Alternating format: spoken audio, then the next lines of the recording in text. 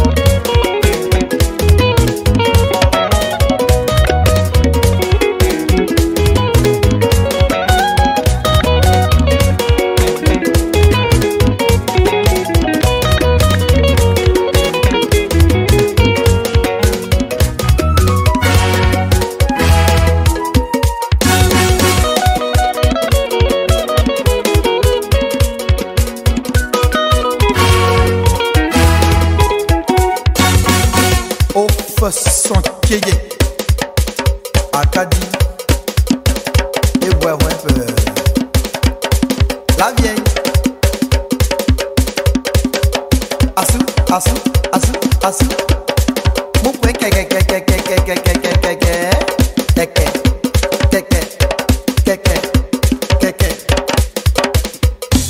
et soit à Chaux Thierry à Baléan on dit quoi même. Abi à Mont-Saint-Air, Abi Préau, Sokoyo, Docteur Ouattara, le sauveur du général. Alléluia, Amen. Mondon Boniface, Maître Yando Sévérin, Lieutenant Kotia Bena, Yapo Ben. Est-ce que vous me recevez?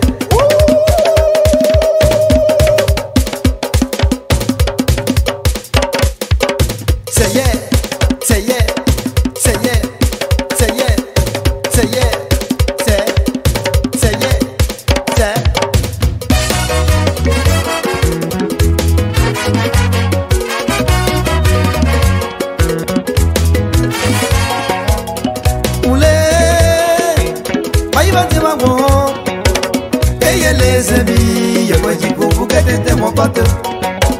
Son pas n'est pas y'en qui est un peu balola, alors t'as bougé rondit.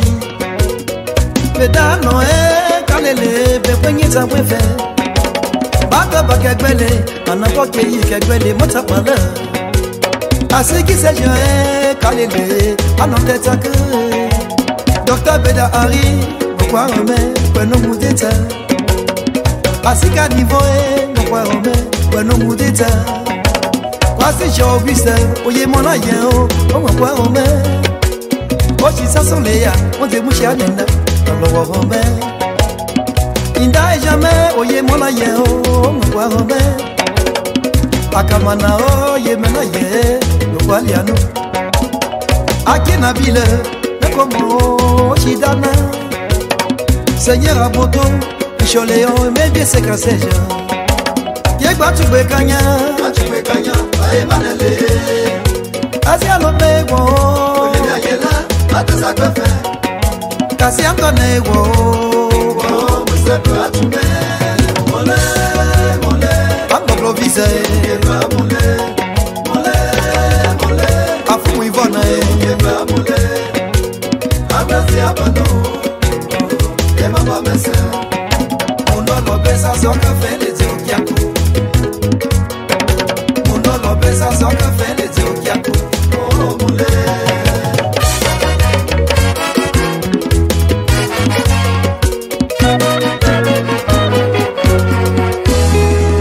Club Médecins d'Aranier, on est ensemble.